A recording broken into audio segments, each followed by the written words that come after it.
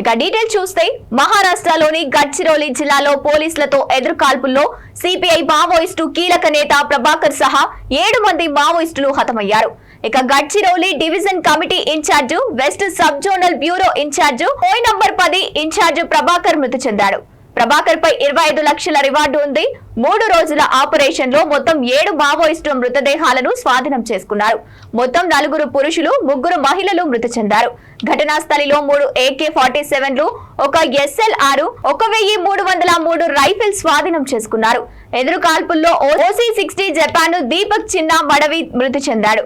దీపక్ చిన్న మడవికి ఆదివారం స్వగ్రామంలో పూర్తి గౌరవాలతో అంత్యక్రియలు జరగనున్నాయి. మరో జవాన్ జోగా మడవి గాయాల నుంచి కోలుకున్నారు.